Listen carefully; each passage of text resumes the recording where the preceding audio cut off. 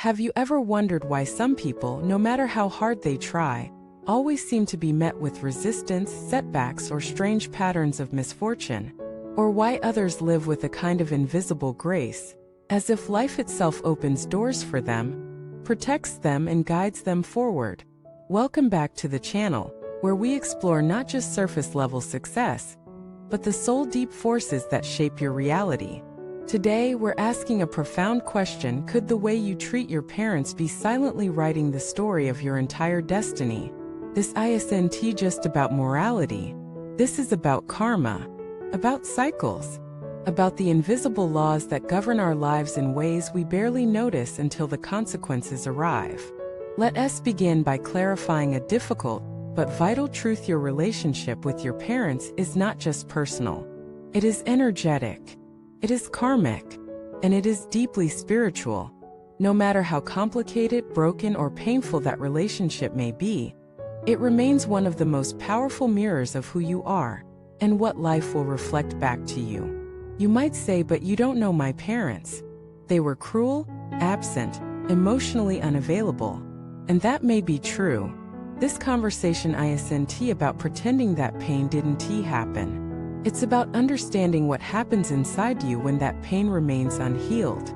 Because unhealed wounds become karmic patterns. What you resent in your parents, you carry in your own energy. What you reject in them, you often recreate in other relationships. And what you leave unresolved, life will keep bringing back, not as punishment, but as an invitation to awaken. There's a story from an old Zen tradition. A student came to his master and said, "Master, I'm ready to break through. Teach me the deepest truths." The master looked at him and asked, "How is your relationship with your parents?" The student replied, "That's not spiritual. I'm here for enlightenment." The master shook his head. "If you haven't healed with your parents, you cannot walk the path. They are your first gate. This is not about becoming best friends with your parents. It's about releasing the inner war. It's about choosing peace in your heart, so you stop repeating conflict in your life." Let us look deeper. Your parents are not just people. They are portals. They brought you into this life. Through them, you inherited not just genetics but karma, patterns, stories, shadows, strengths. And how you relate to them reflects how you relate to life itself. If you constantly resist, judge, or reject your parents, even internally, that same energy will color how you deal with authority, the past, and even your own future. It's not just about being a good child. It's about freeing yourself from hidden contracts of pain. Let me share a true story. A woman named Anna came to a spiritual retreat I hosted. She was successful, charismatic, but deeply unhappy. Relationships fell apart. Projects never quite landed. She felt unseen by the world. During a deep meditation, she saw a memory of her father yelling at her as a child.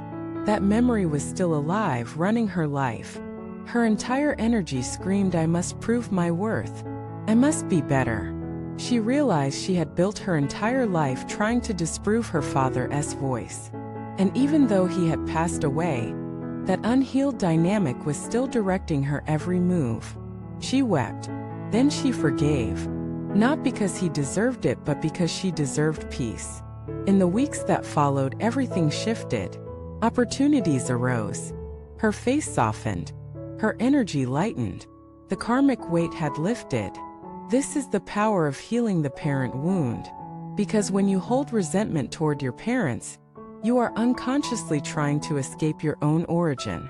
And you cannot escape where you come from without becoming fragmented. The healing doesn't mean condoning the harm. It means cutting the cord of suffering. It means saying, what you did was painful, but I no longer give it the power to define me. This is not just forgiveness. It is liberation. There's also the other side of the story: those who love their parents, but carry guilt, obligation, or over-responsibility. Maybe you became the caretaker. Maybe you lost your childhood trying to hold the family together. Maybe you still feel that no matter what you do, it's not enough. This too is a karmic pattern. Because love without boundaries becomes a burden. If you sacrifice your truth just to keep peace in the family, You're not healing karma, you're extending it. The goal is not obedience. The goal is integrity. You honor your parents by becoming your whole self, not their shadow, not their clone, not their rescuer. And hear us a deeper truth one day.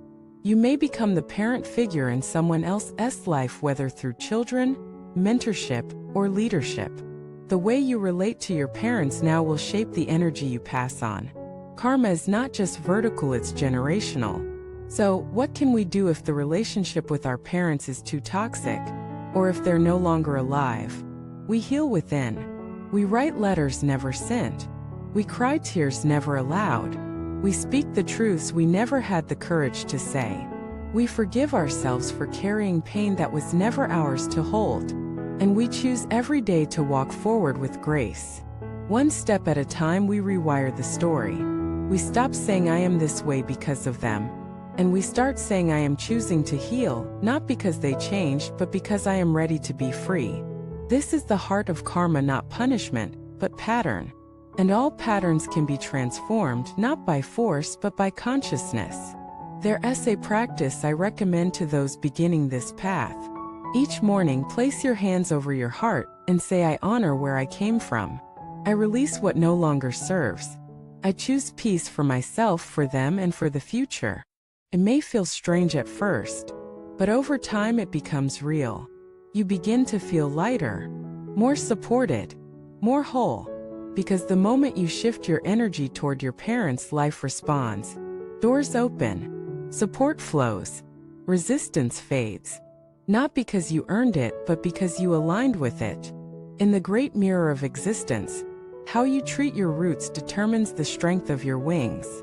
You cannot fly freely while cursing the ground beneath you.